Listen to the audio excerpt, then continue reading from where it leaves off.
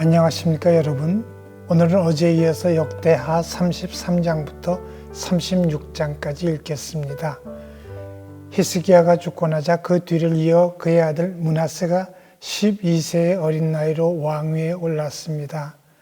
그는 왕이 된 후 55년 동안 이스라엘을 통치했는데 그의 부친 히스기야와는 정반대로 우상 숭배 정책을 펴나가므로 유다 나라를 종교적으로 부패시켰습니다.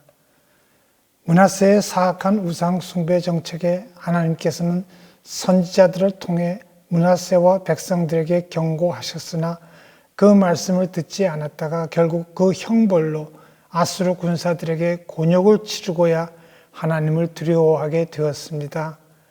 아수르 군사들에게 패하여 끌려갔다가 돌아온 므낫세는 그제야 비로소 하나님을 찾고 나라의 모든 우상을 제거하며 바른 정치를 펴나갔습니다. 그러나 그의 뒤를 이어 왕이 된 아몬은 또다시 우상을 섬기다가 그의 신복에게 살해당하고 말았습니다. 하나님께서는 유다와 이스라엘의 죄로 인해 멸망하기 전 경건한 요시야의 통치를 허락하심으로써 그들의 구원을 위한 대책을 가르쳐 주셨습니다. 요시야는 아몬의 뒤를 이어 겨우 8세의 나이로 왕이 되었습니다.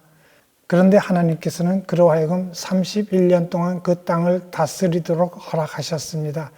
여기서 한 가지 주목할 것은 그가 왕이 된 후 12년 만에 유다와 예루살렘을 비로소 정결케 했다는 기록에서 드러나듯이 요시야의 측근들은 그가 어렸을 때 하나님 중심의 정치를 하도록 돕지 않았다는 사실입니다.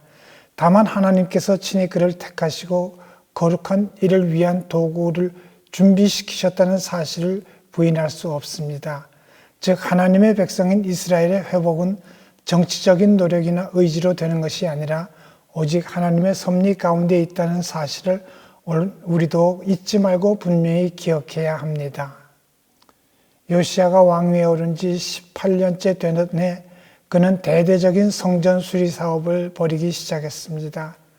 그때 성전 안에서 하나님의 율법책을 발견하게 되어 요시야가 그것을 읽어보고는 그들이 얼마나 율법과 동떨어진 생각을 하고 있는가를 깨닫게 되었습니다. 때문에 그들은 여선지자 훌다에게 사람을 보내어 그들이 어찌해야 좋을지 묻게 했습니다. 그리고 여선지자 훌다의 말을 들은 요시야는 즉시 유다의 모든 장로들을 모아 성전에 올라간 후 그들에게 발견된 율법책을 읽어주고 모든 규율을 지키겠다는 것을 하나님께 언약하도록 했습니다. 요시야 왕이 성전에서 발견한 율법책의 규례대로 유월절을 준비하고 그대로 준행하여 지켰습니다.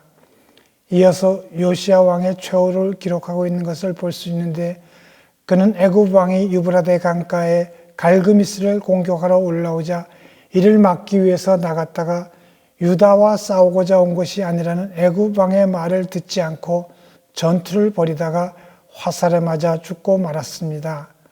그러나 온 유다 백성들은 큰 슬픔에 잠기게 되었습니다. 예레미야는 그를 위한 애가까지 지었는데 이는 그의 치적이 얼마나 많은 백성들에게 존경을 받았는지를 보여주고 있습니다. 요시야가 무기또 전투에서 사망하자 그의 아들 여호아하스를 왕으로 세웠습니다. 그러나 그가 즉위한 지 석 달 만에 애굽 왕 느고에 의해 폐위됨으로써 이스라엘의 자치권은 상실되고 말았습니다. 여호아하스의 뒤를 이어 여호야김이 왕위에 올랐으나 그의 통치 11년째 되던 해 일찍이 이사야가 예언했던 대로 바벨론의 침공으로 성전의 기물과 함께 그는 바벨론 포로로 끌려갔습니다. 오늘도 성령의 인도하심을 따라 주님 말씀에 순종함으로 말미암아 승리하는 삶을 살아가는 참으로 복된 여러분 모두가 될 수 있기를 간절히 바랍니다.